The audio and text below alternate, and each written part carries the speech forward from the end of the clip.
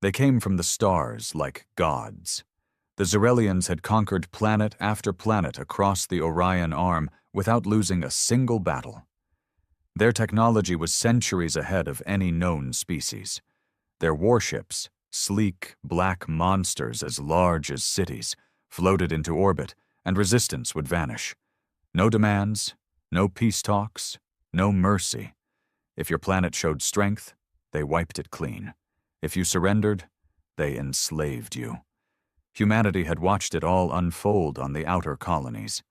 First it was Kavos 3, a mining planet. Then Urila, then the twin moons of Solari.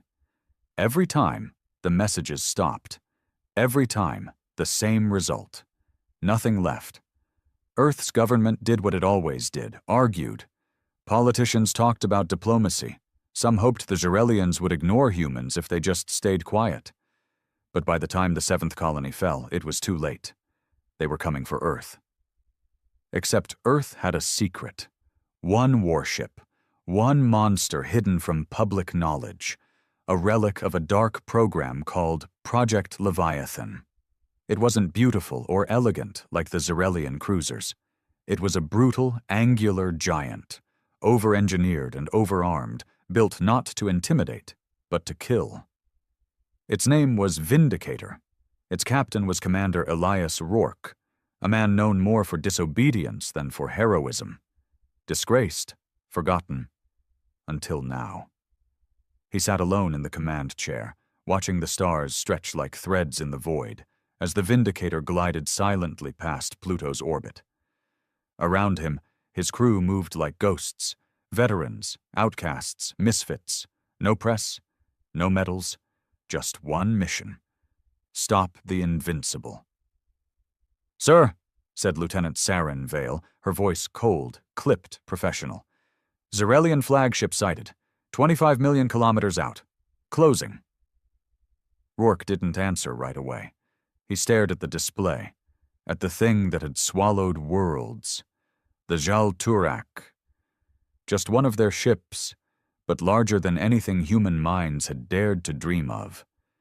It shimmered in the dark like obsidian, its surface pulsing with light like it was alive. "Bring us out of stealth," Rourke said finally. The crew looked up. "Sir, we'll be exposed." "They need to know," he said, "that this one doesn't roll over." Outside, the Vindicator powered up, its hull lit with red streaks as weapon arrays came online. Power surged through its core, awakening old systems, some of which had never been tested outside simulations. Inside the Xerelian ship, alarms went off. A ship was decloaking nearby, small by their standards, primitive in design, but moving directly toward them. Commander Jarek of the Jal Turak didn't flinch. He didn't need to. There had never been a need to. No species had ever launched a direct attack. "Target it," he ordered lazily. "Eliminate." A sphere of plasma the size of a house blasted from the Jal Turak's main gun. It traveled at a fraction of light speed, and when it hit, it should have shattered any human ship. But the Vindicator didn't break. Its shields flared bright and held. The bridge shook, lights flickering, but the hull remained intact. "They're scanning us," Saren said. "They're confused." Rourke smiled. "Good." He turned to the weapons officer. "Fire." The Vindicator unleashed everything. Missiles with smart warheads spiraled out in all directions. Railguns fired slugs at such velocity they glowed like comets. A beam of concentrated ion energy cut across space, lancing the Jal Turak's forward array. For the first time in their campaign of destruction, the Xerelians saw something bleed. On the Jal Turak, chaos erupted. "Shields failing," a technician screamed in their native tongue. "They're using adaptive targeting. How?" Jarek stood in disbelief. "Impossible. They're humans." "Yes, sir," the tech replied, trembling. "And they just disabled our targeting grid." Back on the Vindicator, Rourke leaned forward, eyes locked on the screen. That was your first mistake, he muttered, thinking we'd go down easy. He stood, voice rising. Get ready. We're not stopping till they know what humanity really is. No longer the prey, no longer afraid. Now, they were the storm. Silence didn't exist in space, but inside the Vindicator, it felt like the entire crew held their breath as the Jalturak reeled from the surprise attack. Direct hits on their forward array, communications bay, and external shield nodes, Lieutenant Sarenvale reported, her voice sharp but laced with awe. They're wounded, sir. Bleeding power. Commander Rourke didn't blink. Don't let up. They're still alive. The Vindicator pivoted hard, the artificial gravity groaning as inertia dampeners struggled to adjust. Another volley of railgun slugs screamed across space, trailing streaks of white-blue light. Missiles split off, dodging plasma bursts from the alien ship as they homed in on vulnerable subsystems. On the Zarelian bridge, Commander Jarek clutched the edge of his command platform, his clawed hands trembling. Not from fear, but rage. Never had a species landed a meaningful hit on a Zarelian vessel. Never. How is this possible? He snarled. We've studied their technology for years. They're decades behind us. Unknown modifications, his lieutenant hissed. This vessel, it's not standard human design. They've hidden it from all known records. Jarek's voice dropped to a growl. Then destroy it. I want its wreckage studied and every name aboard remembered. The Jalturak's belly opened like a beast, unhinging its jaw, revealing a rotating cannon the size of a city block. From within, energy began to gather.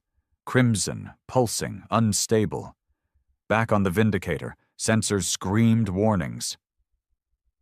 Energy surge, shouted Chief Engineer Ramirez from below deck, patched in via comms. Bigger than anything we've seen. If that hits us, it's over. Rourke stood calmly. What's our window? 17 seconds, maybe less. Then we take the shot first. He turned to Saren. Fire the singularity lance. The room froze. Sir, that system? I know it's untested. I know we only got one damn shot. Fire it. Saren hesitated, then slammed her palm onto the activation panel. Deep in the core of the Vindicator, coils hummed with ancient energy. Developed under black-budget projects no one dared speak of, the Singularity Lance wasn't a beam or a missile. It was an artificial micro-black hole, stabilized for launch and aimed with quantum precision. A high-pitched whine echoed through the hull as the ship trembled. Then the weapon fired. A ripple distorted space between the two ships, like a smudge across reality itself. The black sphere darted forward, silent, elegant, unstoppable. The Jalturak's cannon had just begun to unleash its own beam when the sphere punched through its forward armor. For one horrifying moment, the beam bent toward the singularity, then collapsed inward. The explosion wasn't bright. It was quiet, like the universe holding its breath. The front of the Jalturak folded in on itself, crumpling as the miniature black hole devoured metal, energy, and lives with the quiet hunger of a god. Then it collapsed, gone as fast as it came, leaving behind nothing but wreckage and silence. On the Vindicator, alarms cut out. The rumble faded. The bridge remained still for a heartbeat. 2, 3. Then the crew erupted into cheers. Ramirez shouted triumphantly over comms. Saren leaned forward, blinking in disbelief. Even the navigation AI, cold and dispassionate, emitted a ping of completion. Holy hell, murmured Weapons Officer Jenkins. Did we just do that? Rourke didn't smile. His face was still stone. One down. He knew better than to celebrate. The Zarelians were never alone.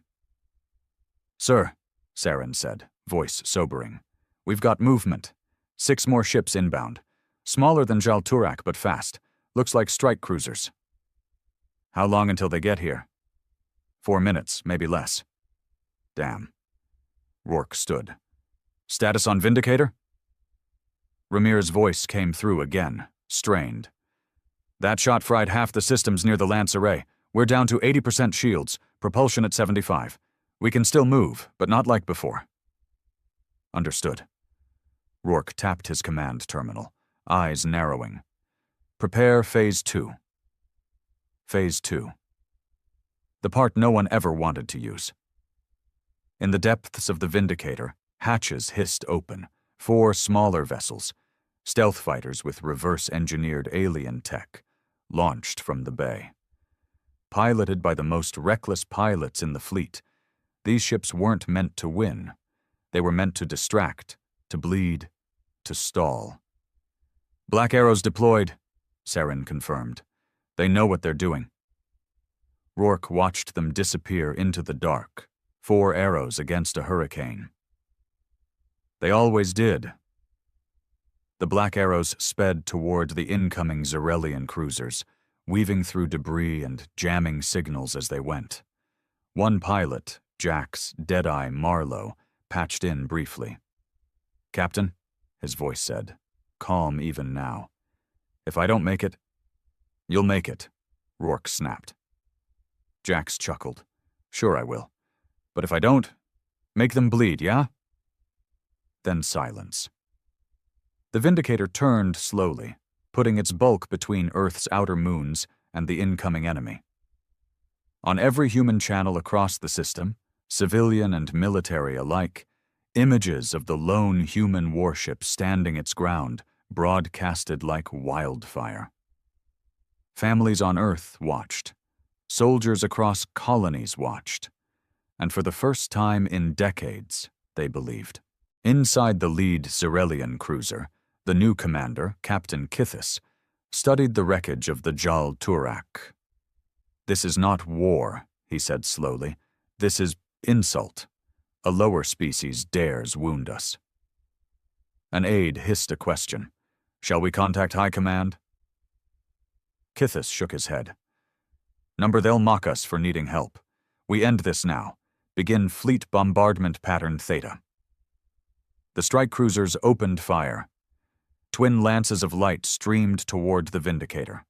Plasma shells and ion missiles flooded space. One of the Black Arrows twisted through the barrage, returning fire before a beam sliced through its cockpit. The ship spun out and exploded silently. Jax's voice never came back. Inside the Vindicator, damage reports flowed like water.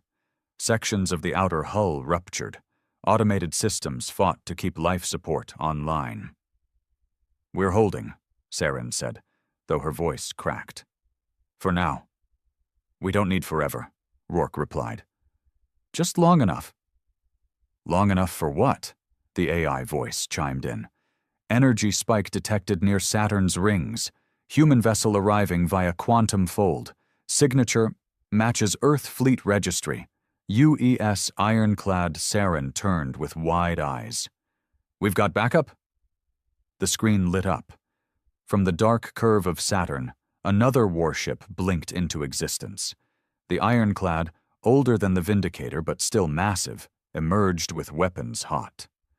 A second voice chimed in through comms.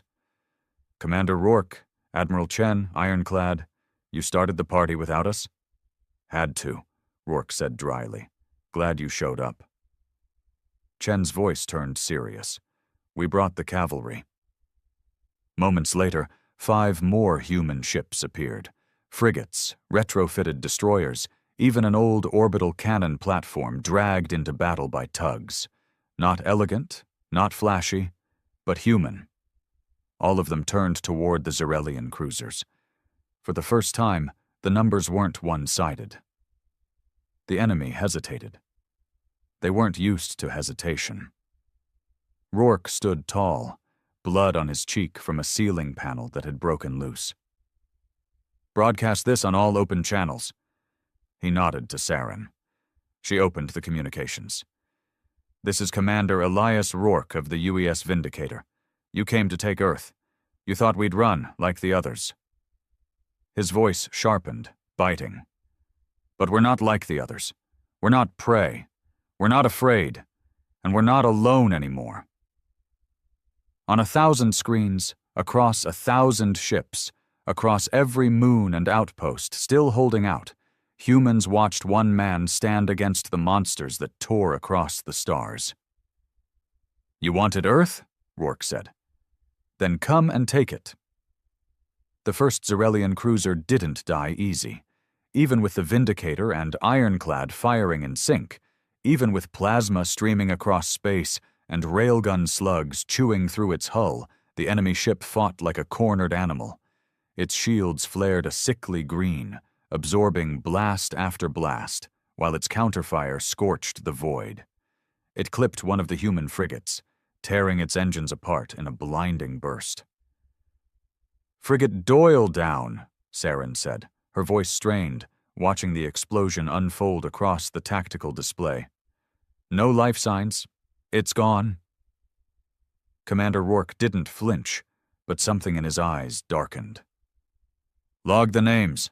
Every last one." The bridge lights flickered. More damage. Somewhere beneath the command deck, automated fire suppression hissed to life. A low rumble vibrated through the floor as the Ironclad launched a barrage of kinetic lances. "They're breaking formation," Jenkins called from weapons. "We've cracked their lead cruiser. Its command signals are scattered." "Good," Rourke growled. "Push in. No survivors." He wasn't fighting for some grand Federation ideal, not for medals, not even revenge. He was fighting because Earth needed to remember what it meant to stand, to bleed and bite back. Captain Kithis of the Zarelian fleet watched his screens with narrowing eyes. In all the centuries of their dominance, only one species had ever resisted so violently. The Kroganth, long ago. But even they surrendered after a week of orbital strikes. Humans were different. They didn't beg. They didn't run. They fought like animals with nothing left, and worse, they were learning. "Sir," his tactical officer said, antennae twitching nervously. "They've shifted tactics, coordinated formations. They're jamming our tactical frequencies now." Kithis slammed a clawed hand onto the console. "Imitate them. Adapt. Use their own chaos against them." The Zarelians weren't used to adapting. Their ships were built for domination, not defense. Their command relied on intimidation, not innovation. But the humans didn't play by those rules. Not anymore. In the engine bay of the Vindicator, Chief Engineer Ramirez crawled through a mess of sparking wires and venting coolant. He didn't have time to call a team. Didn't need one. He just needed 30 more seconds. The Singularity shot earlier had fried half their backup systems, and if he didn't bypass the fusion capacitor now, they'd lose propulsion. "Come on, you metal bitch," he muttered, fingers moving fast. Behind him, a warning light blinked red. Coolant pressure exceeding safe limits. I see it," he hissed. "One more seal, one more fuse."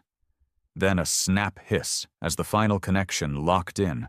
The room groaned, then steadied. "Bridge, this is Ramirez," he said through gritted teeth. "Engines are green, barely. Don't ask for miracles." Rourke's voice came back instantly. "Wouldn't dream of it. Just hold her together, Chief." "I always do." Elsewhere on the Vindicator, in the med bay, Dr. Elena Kaur stitched a man's leg without anesthetic.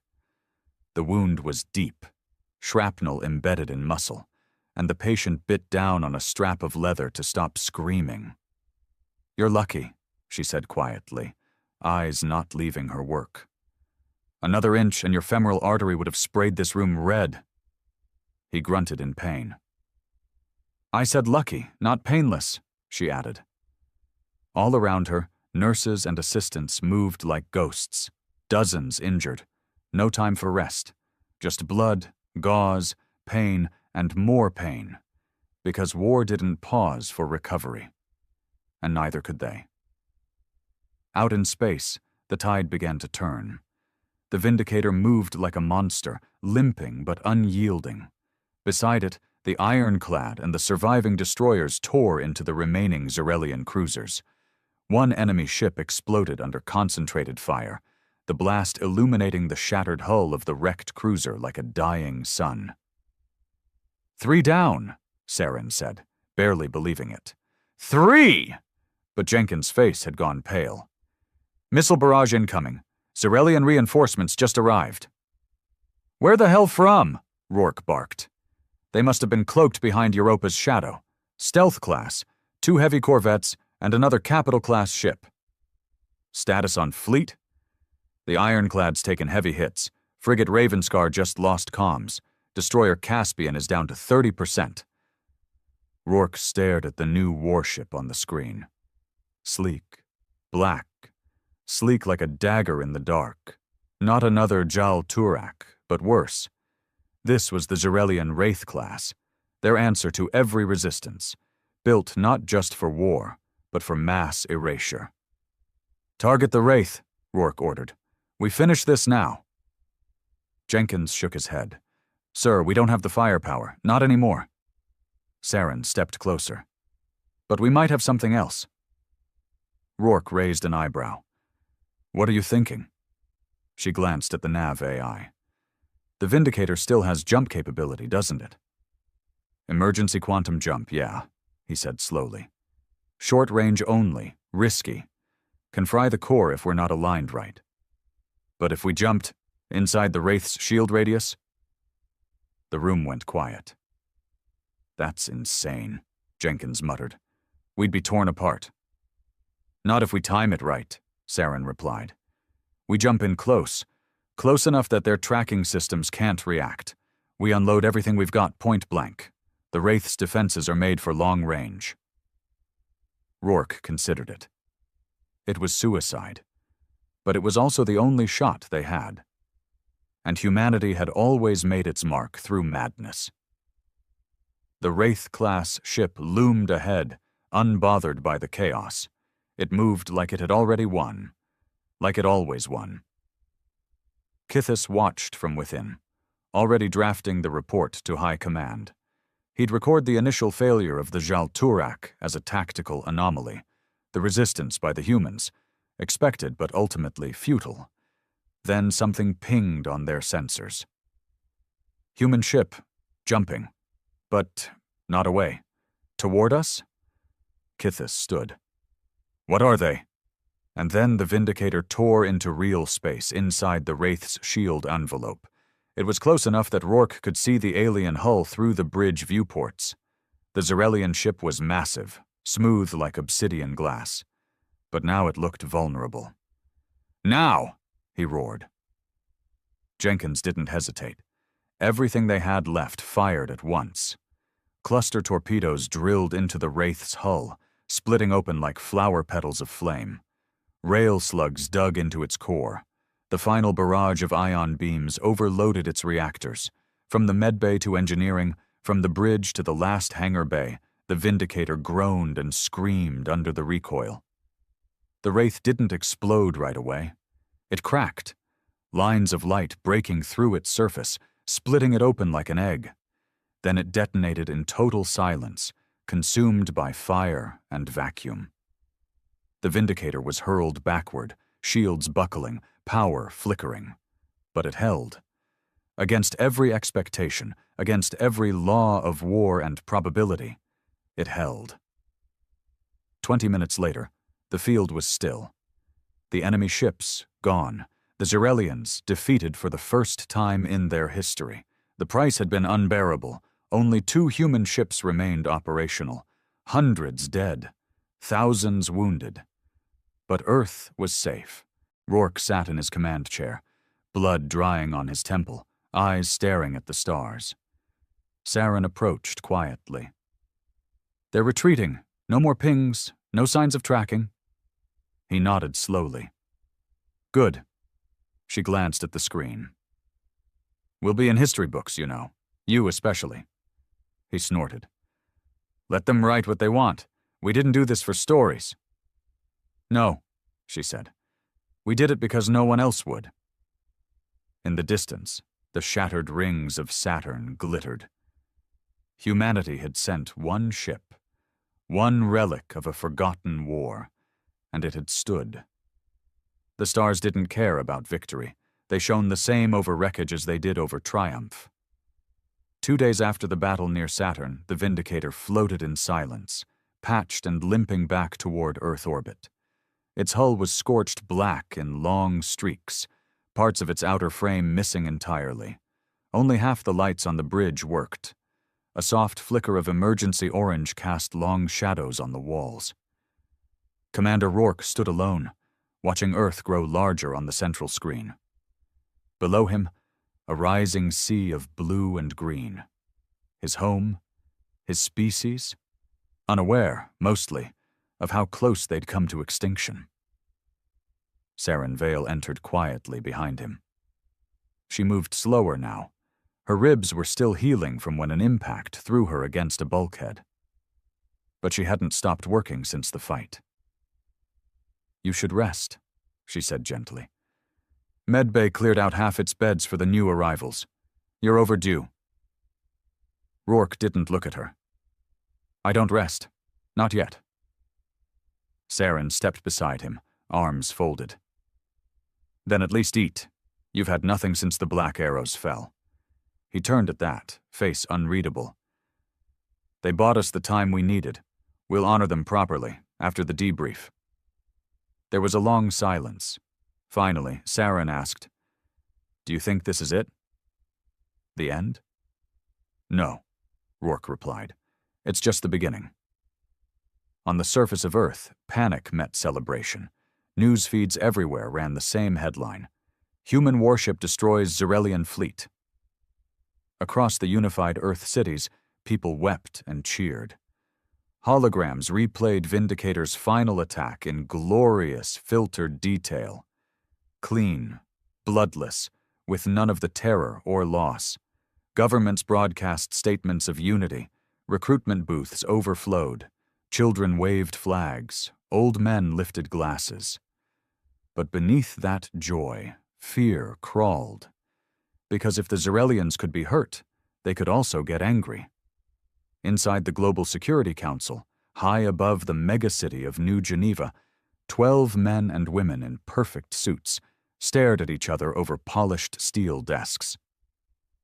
"Commander Rourke went off mission," said Counselor Danzel, voice cold.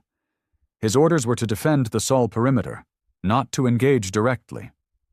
"He saved Earth," replied Counselor Thandi Mbatha, her eyes sharp. "And for once we proved that we aren't the galaxy's whipping post."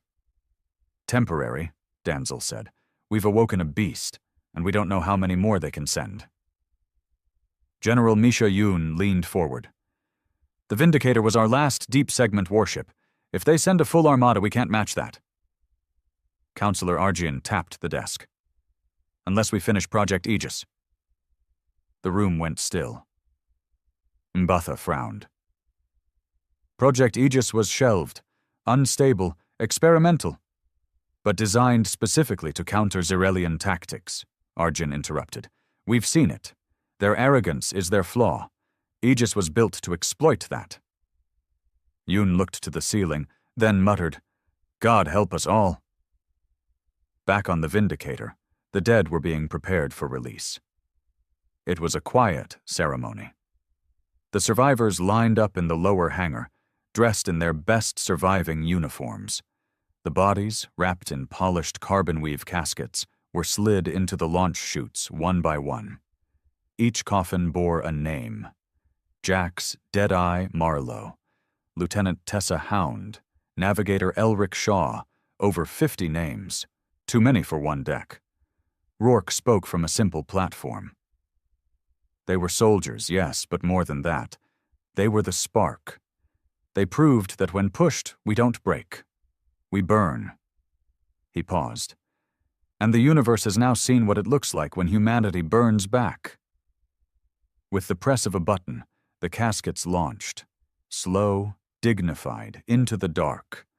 One by one they vanished into the vacuum, drifting toward the stars they died under. Not a word was said afterward. Just silence. In deep space, far beyond the edge of the Sol system, The Jarelian High Command convened inside the living chamber of the emissary throne. The room wasn't built of metal, but grown. Pulsing veins of purple and silver ran along its walls. The Jarelians didn't build with steel. They bred their technology. Everything in their warships was alive. At the center of the throne chamber sat High Warlord Kazith, a being taller than any human, draped in layered exoskin that gleamed like wet obsidian. Before him knelt Kithis, still bruised, his eyes low. "You failed," Kazith hissed. "You let our kin die. Our cruiser, our Wraith class, destroyed by primitives." Kithis flinched. "They have evolved, my lord. Hidden capabilities. They possess weapons that mimic singularity compression. It was—" "You were warned," Kazith interrupted. "They are not like the others. Not anymore." The emissary's advisors spoke through whispers, their tongues clicking and curling like insects. "They have awakened what should not have awakened. They broke the legacy of the Jal Turak. They cannot be allowed to rise." Kazith's eyes narrowed. "Then we will strike, and this time not with arrogance." 1 week later, Rourke stood inside the Federation Assembly Chamber on Earth, wearing a fresh uniform that still didn't feel right. He'd shaved, brushed his hair, cleaned the blood out of his nails. But inside, nothing had changed. He stood before hundreds of delegates, streamed across thousands of systems. Holos showed his face everywhere. He hated it. Counselor Mbatha introduced him. This man stood against the storm, not with a fleet, not with permission, but with resolve. And because of that, humanity stands free. For now. The applause was thunderous, but Rourke didn't smile. He stepped to the podium and said, "We didn't win." A hush fell. "We survived, barely. The Zarelians lost a few ships, yes, but they'll come back. And next time they'll bring more." Murmurs filled the hall. Rourke raised a hand. This wasn't a victory. It was a warning shot, one they didn't expect. But we won't get that surprise again. If we don't prepare, if we don't unite, not just Earth, but all humans, all colonies, then next time we'll fall. He let the silence drag. And this time, there won't be anything left to crawl back from. That night, in a private hangar beneath New Geneva, Rourke was taken to a hidden chamber, a dark room, cold. Inside, on a raised platform, rested a ship. Not like the Vindicator, smaller, sleeker, sleek like death. "This," said Admiral Chen, who had flown in personally, "is Aegis I, the first of its kind." Rourke circled the ship slowly. No visible weapons. They're internalized. No crew pods. It doesn't need many. Rourke looked at him. "You want me to fly it?" "We want you to lead the squadron." Saren Vale stepped out from behind the ship.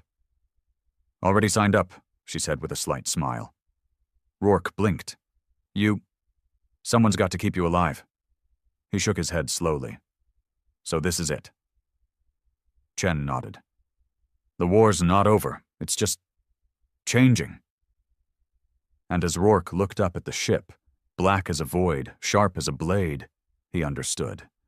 The Zarelians had seen humanity as soft, breakable. But now they would see what humans looked like when they fought not for victory, but for survival. And survival made monsters of them all. The stars above Mars were quieter than those around Earth. Maybe it was the distance. Maybe it was psychological. But for Commander Elias Rourke, the silence felt heavy. Heavy like a storm, brewing just beyond the horizon. He stood on the outer deck of Aegis Station, orbiting the red planet like a predator waiting to pounce. Below him, Mars glowed like a scarred ember, dotted with abandoned colonies, half-finished mining grids, and underground labs too dangerous to place on Earth. This place didn't appear in official records. Not anymore. "Aegis Squadron is ready," said Saren Vale, stepping beside him. Her uniform bore no insignia now, just the black and silver of Project Aegis. Unofficial, unsanctioned, pure shadow warfare. 5 ships total? Rourke asked. 6, she corrected. One of the prototypes passed core stabilization yesterday. Call sign Phantom 6. He nodded. Still no word from command? Nope, but they know. They always know. That was the thing about shadow wars. Officially, they didn't exist. So if Aegis 1 exploded in deep space, or its pilots were captured, there would be no rescue, no funeral, no names on any walls. Just silence. In the dark bay of Hangar 13, the Aegis fighters gleamed like obsidian daggers. Smaller than the Vindicator's old crafts, but 10 times more advanced. Each one had a quantum folding core, a neural link cockpit, and adaptive armor that shifted like skin in response to damage. They weren't built to survive long engagements. They were built to end fights before they began. As Rourke entered his ship, Phantom 1, the cockpit hissed closed. Lights blinked on in perfect sequence. The ship's AI came online, a soft female voice with no emotion. Neural sync initializing. Stand by, Commander Rourke. The link hit his spine like cold electricity. His vision doubled, then focused. Suddenly he could feel the ship, its balance, its sensors, even its tiny vibrations. It wasn't flying a ship. It was becoming it. Squadron, check in, he said aloud, though he didn't need to. The neural net let them all feel each other's presence now. Phantom 2, green, Saren responded. 3 ready. 4, locked in. 5 and 6, online. Copy that, Rourke said. Initiating launch. The hangar opened to a massive tunnel carved into the Martian rock. As Rourke fired the thrusters, the Phantom screamed forward, light bending around its hull, then burst into the black void. One by one, the others followed. Aegis Squadron had launched. The mission was simple, on paper. Intercept and investigate a Zarelian recon vessel spotted just outside Jupiter's orbit. But nothing about this war had ever been simple. As they approached the coordinates, the tension in the neural net grew. Enemy vessel detected. The AI reported. Class unknown. Not matching any recorded Zarelian hull signatures. Visuals, Rourke ordered. The screen showed a long, dark mass, floating silently, with no lights, no heat, no visible weapons. What the hell is that? Saren muttered. Rourke frowned. Scan it. The scan came back. Wrong. It wasn't just Zarelian tech. It had human signatures buried in the energy spectrum. Run that again, Rourke said, now leaning forward. The AI repeated it. Still the same. There's Terran alloy embedded in its outer shell, said Phantom 4, and an energy pulse that matches old Earth stealth beacons. Wait, Saren whispered. Is that one of ours? Before anyone could respond, the object lit up, not with weapons, but with holographic data. A projection spilled into space, expanding like a flower of blue light. Dozens of symbols floated in the void, Zarelian runes mixed with human numerics. Then the message began.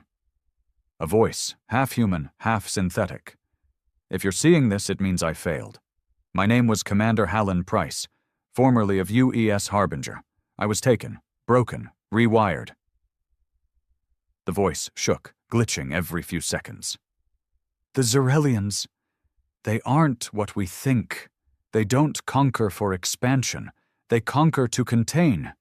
Humanity, our kind, isn't evolving. We're becoming something they fear, something old, something they saw before. The light dimmed, the signal distorted. They're not invading Earth. They're trying to stop it from waking up. The thing beneath the Pacific Trench. We called it Project Worm. They call it Devourer. Then silence. Rourke sat frozen. Project Worm? Saren broke the tension. What the hell did he mean, wake up? I don't know, Rourke whispered, but we need to find out. Back at Aegis Station, chaos erupted. The message spread faster than command could contain it. Within hours, black site captains across the Sol system requested clarification. Old clearance levels were reactivated. The name Project Worm resurfaced from decommissioned archives. No one admitted it existed, but everyone knew it did. In a sealed chamber beneath the ocean floor, guarded by 10 layers of kinetic shielding and 3 orbital satellites, it waited. Not a weapon, not a base, a living thing. Something that had been there before humans were even born. And Earth had buried it. Admiral Chen appeared on the secure comm screen inside Rourke's debrief room. His face looked older, tired. "You weren't supposed to find that," he said. "But it's real, isn't it?" Rourke replied. Chen didn't deny it. "We discovered it in 2081, he said slowly. "A biomechanical structure embedded beneath the Pacific Plate. We thought it was dormant, but it wasn't. It pulses once every few decades, like it's breathing." "Why hide it?" "Because it changed people. Anyone who got near it, engineers, scientists, they started dreaming of shapes that don't exist, speaking languages that don't translate, and it didn't stop there." He leaned in. "The Zarelians knew. They've seen this before, on other worlds, dead worlds. So they kill off species before it activates? Yes. That's why they conquer, not for empire, but out of fear." Saren whispered, "Then they're not just enemies. They're terrified." Rourke's mind spun. All this time they'd thought humanity was the underdog, the stubborn insect beneath the boot. But what if humanity wasn't small? What if it was something cosmic, something unfinished? And what if finishing meant the end of everything? That night, Rourke sat in his private quarters aboard Aegis Station, staring at the blue glow of Earth in the distance. Not with awe, but with unease. If what Price said was true, then everything was backwards. The Zarelians weren't monsters. They were survivors. They'd seen what happened when something like Project Worm woke up. Rourke didn't know what it was, but it was beneath their feet. And it was breathing. The descent began in total silence. Aegis transport Obsidian drifted over the pitch-black waters of the Pacific Ocean, its cloaked frame invisible even to the satellites it passed. Aboard, Rourke stood with Saren and the rest of the Aegis team, all wearing full sub-pressure suits reinforced with neural interfaces and micro-shock insulation. Beneath them was the Pacific Trench, the deepest place on Earth. A place even light had abandoned. And far below, embedded in a fissure that shouldn't exist on any tectonic map, was the object known only to a few as Project Worm. "Reading full seal integrity," Saren said, checking her wrist console as the ship started submersion. "Pressure stabilizers at 100%. "Let's hope it stays that way," murmured Rourke. The Obsidian groaned as it pierced the water's surface. There was no fanfare, just a quiet splash, and then the vessel slid under like a dying shadow. It took hours to reach the right depth, past the lightless zones, past the remnants of forgotten submarines and extinct species no one ever studied, down into the crushing dark. "Approaching the trench perimeter," the pilot said finally. "We're entering the restricted ring." From the main viewport, Rourke saw it, first just a shimmer of movement, then a structured silhouette. A vast black arch, half buried in the ocean floor, 10 kilometers wide, shaped like a rib cage made of stone and metal and something else. Something that shouldn't have existed on Earth. "There it is," Saren whispered. "The worm." Inside the trench facility, codename Echo Black, the air smelled like filtered rot. It wasn't mold, not really, but something in the recycled oxygen system left a copper taste on Rourke's tongue.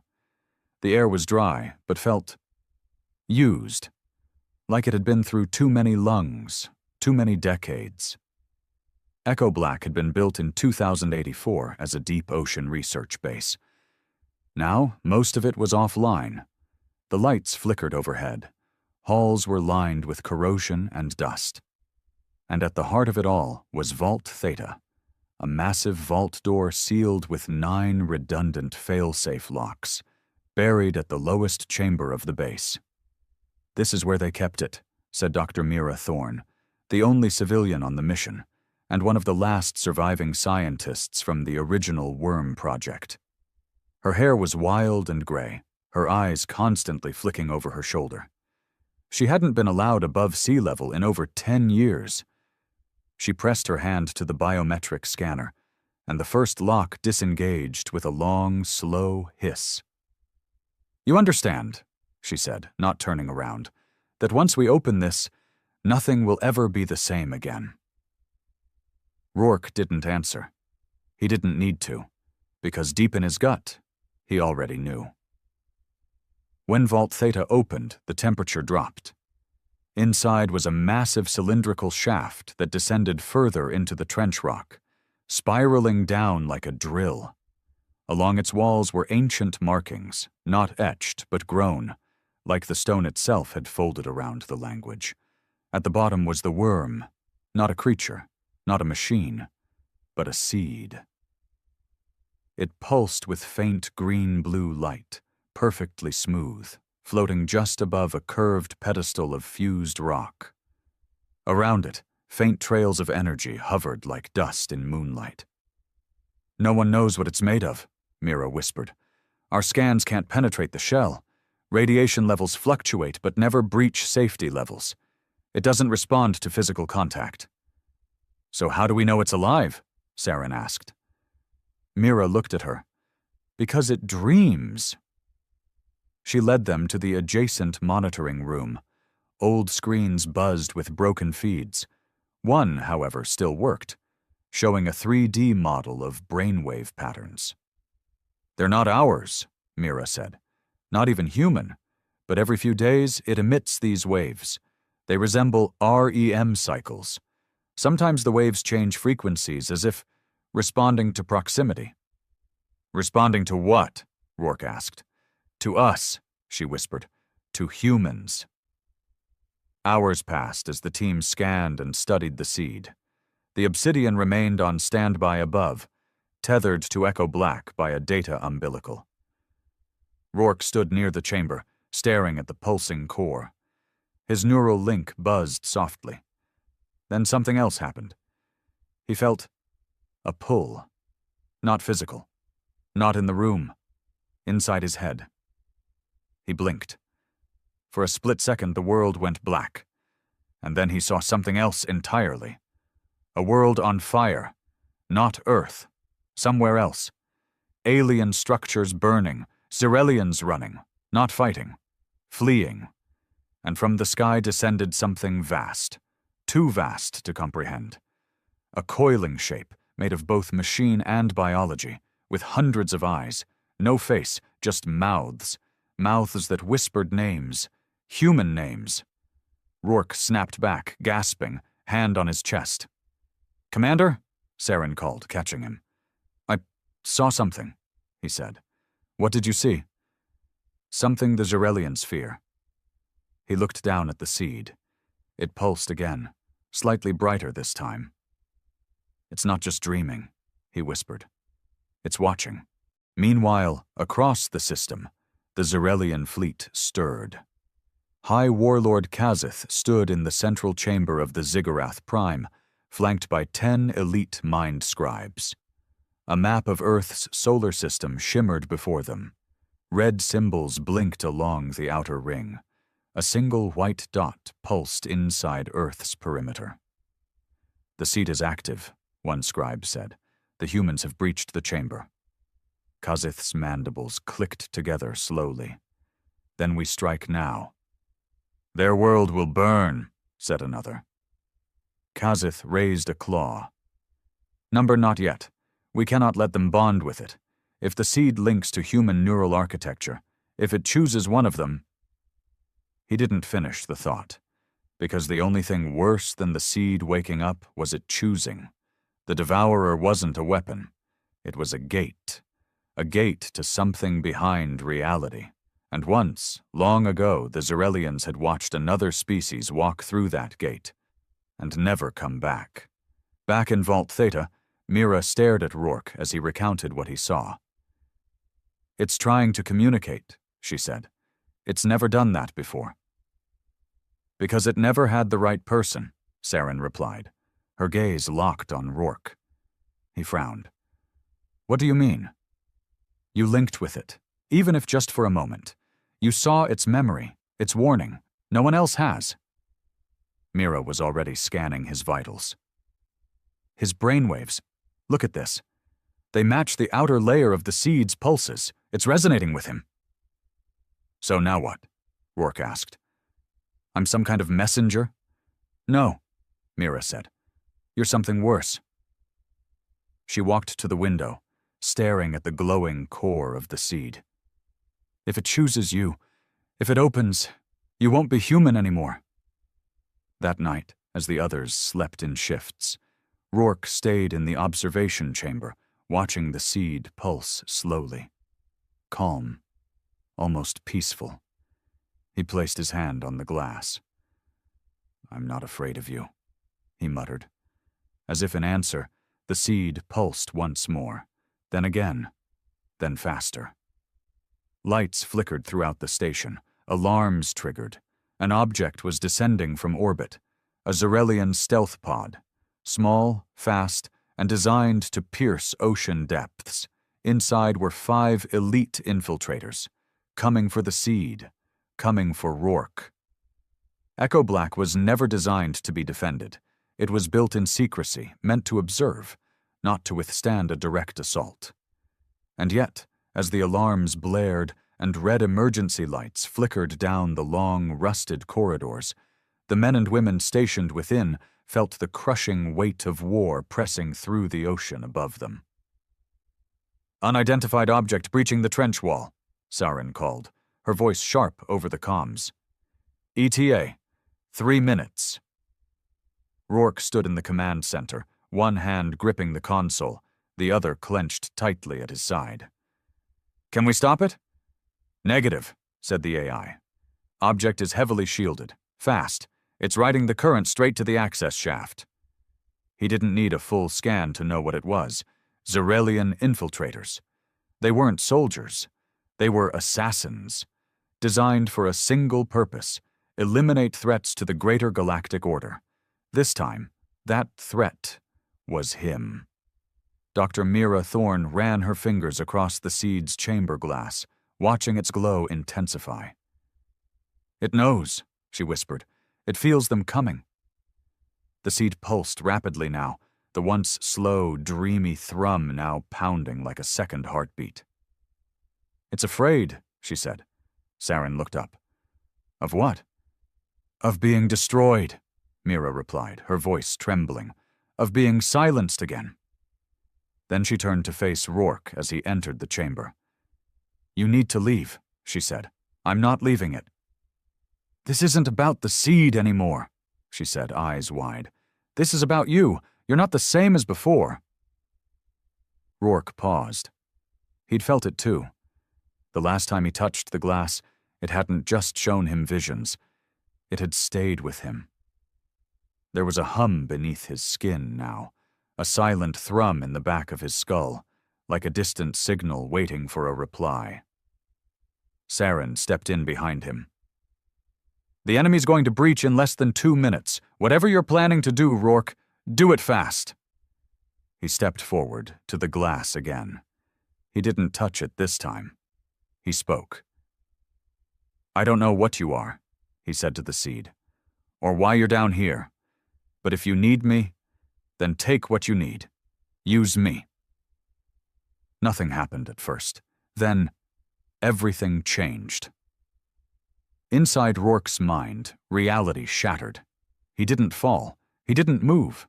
But suddenly he was elsewhere, floating in an impossible place, a vast void of light and shadow, geometries that twisted into each other, shapes that didn't obey any laws of space, stars that blinked like eyes, galaxies coiling around each other like serpents.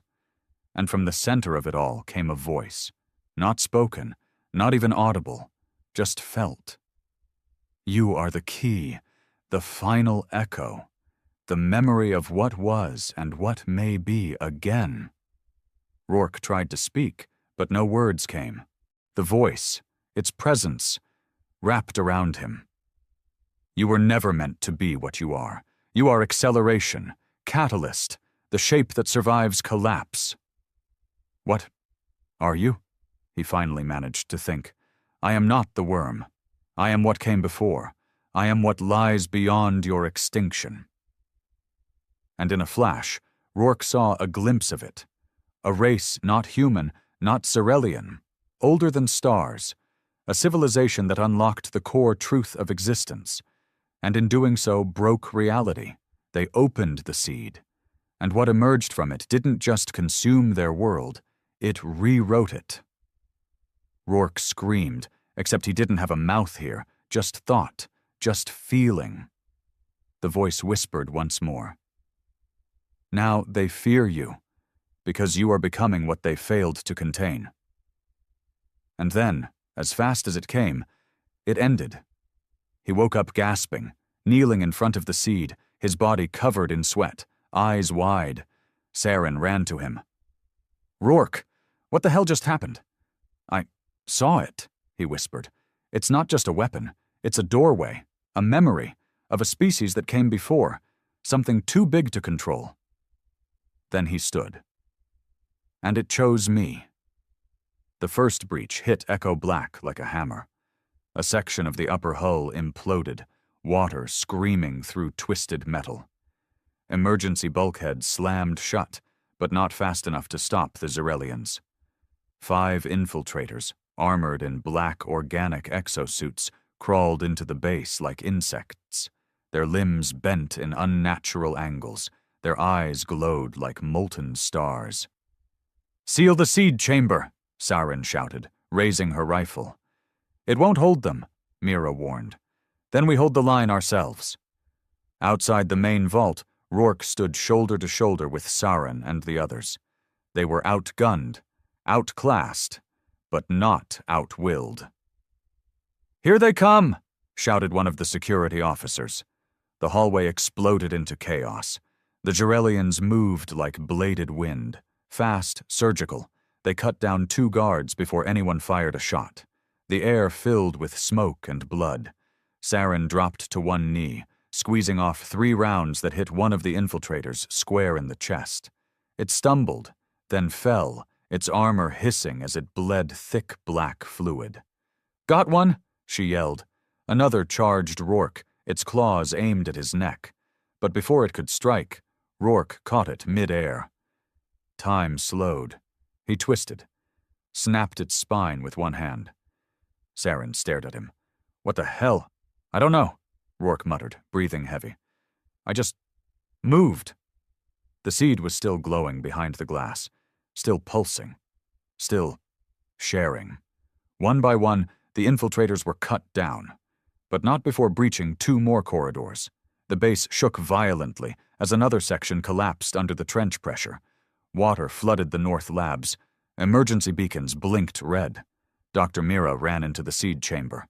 It's stabilizing, she shouted. It's using him, Rourke, to focus its output.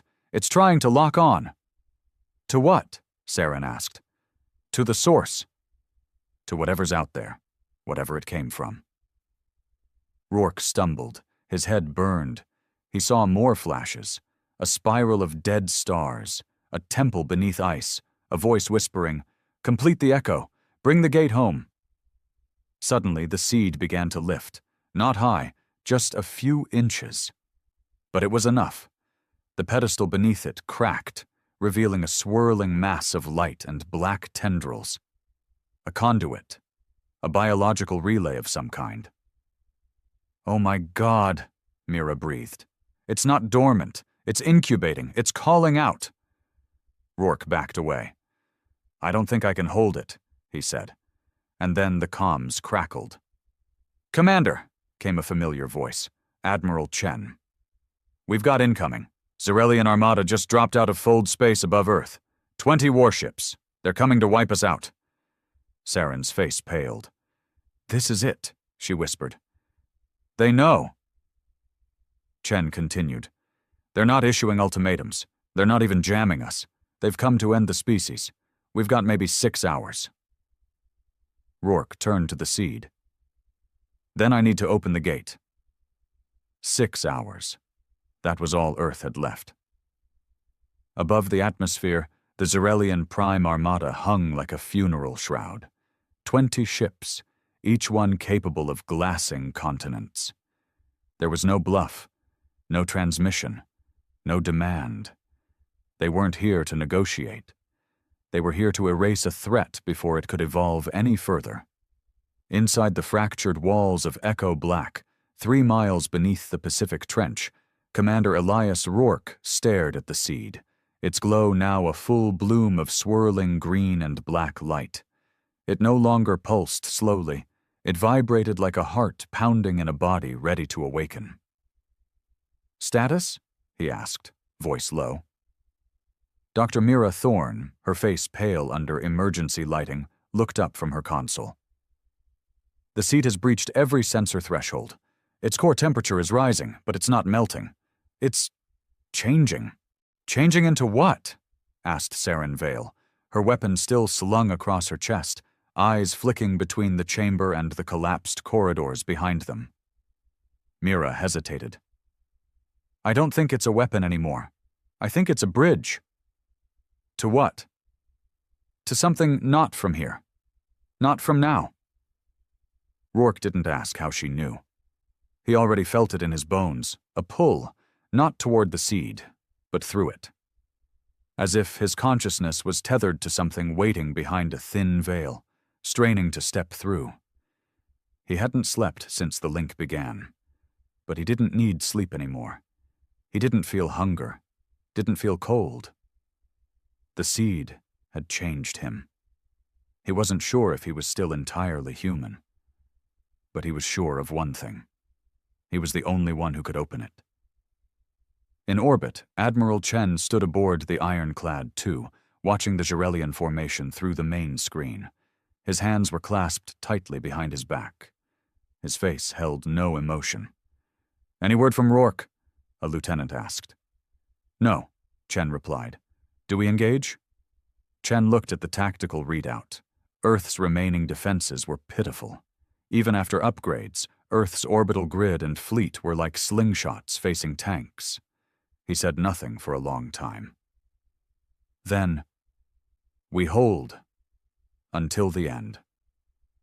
Back in Echo Black, the tremors grew worse. The trench was beginning to collapse under its own seismic stress. Whether from the seed's energy surge or the destruction above, the base wouldn't survive much longer. Saren gripped Rourke's shoulder. We have to go. Now you can't do anything else here.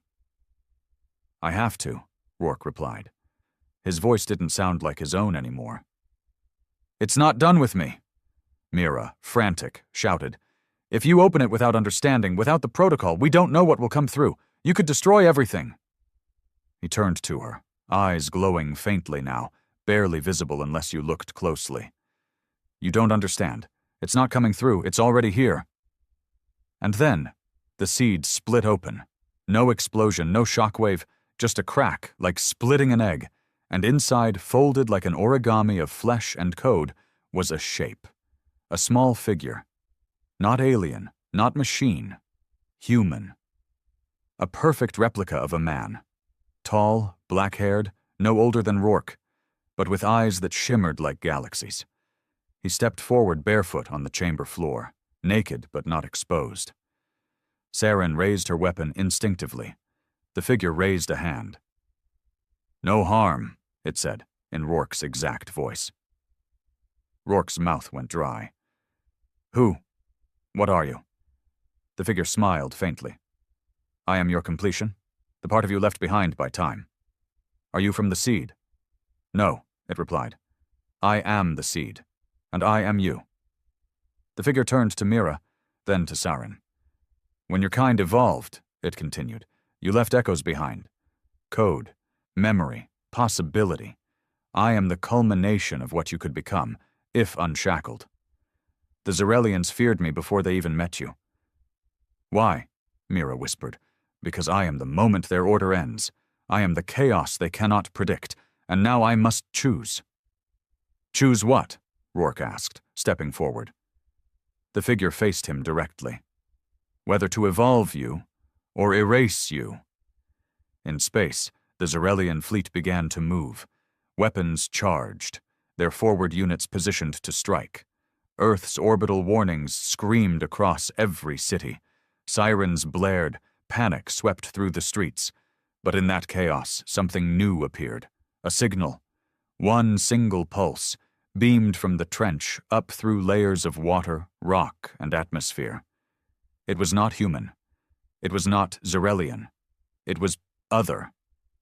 Every ship in orbit paused. Sensors scrambled. AI systems glitched.